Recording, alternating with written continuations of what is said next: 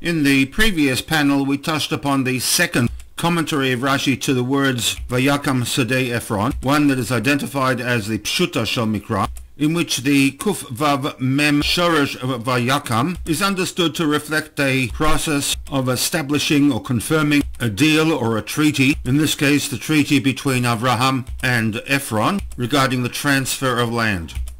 There is also a first interpretation to the phrase of Vayakam Sadei Ephron, one that is clearly medrashic, bordering on Kabbalistic in concept, and one that takes a very literal interpretation to the Kuf Vav Mem, one that points to an action of movement from a lower position to a higher position, such as, for example, waking up in the morning, standing up from a sitting position.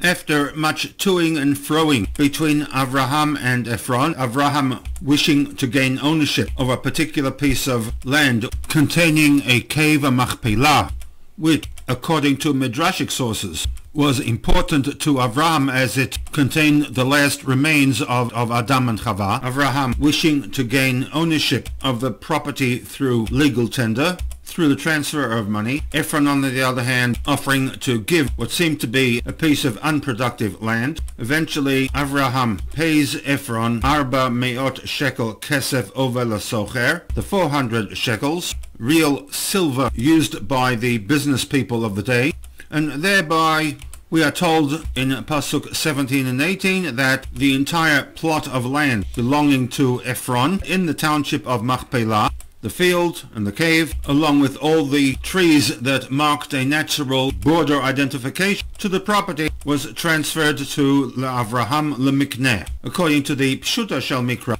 recorded by Rashi as the second option, the text is informing us that the property was successfully transferred to Avraham. According to this explanation, the Kuf Vav Mem is understood as establishing or confirming. But then we have the first and primary explanation offered by Rashi, that Tekuma Haitalo, also connected to the word Vayakam, to rise up, that the entire property rose up, obviously not in a physical manner, but became elevated in status and in importance. In that Sheyatza Miyad Hedyot, that the property passed from the hand of a Hedyot, a term that suggests the average man in the street, and was transferred to royalty, Liyad Melech. In doing so, the property gained importance and status. The property went through a process of Vayakam.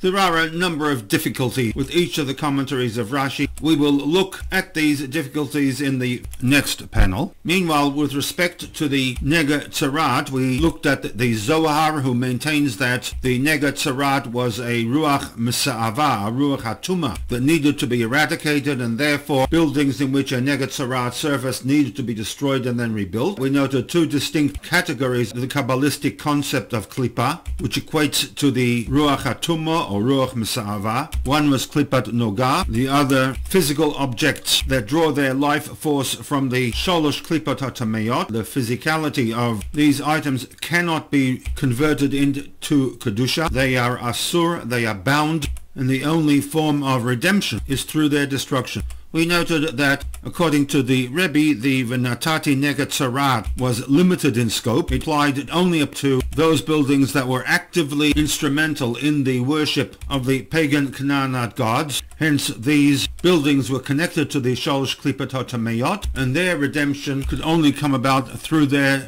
destruction. Majority of the dwellings occupied by the Jews after they had conquered Eretz Canaan were linked to the less severe form of Klippa, the Klipat Noga, and it was the contention of the Rebbe that these buildings did not need to undergo a destruction for their redemption. The mere fact of ownership by a Jew elevated these buildings away from the Klipat Noga.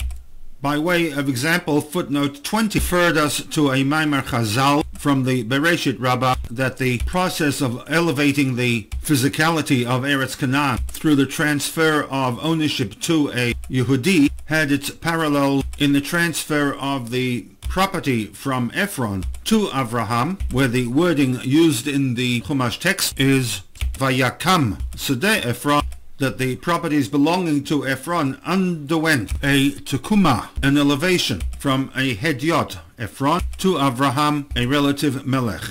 It was this process, many generations later, that exempted majority of the housing in Eretz Canaan from going through a NEGA TZORAAT process.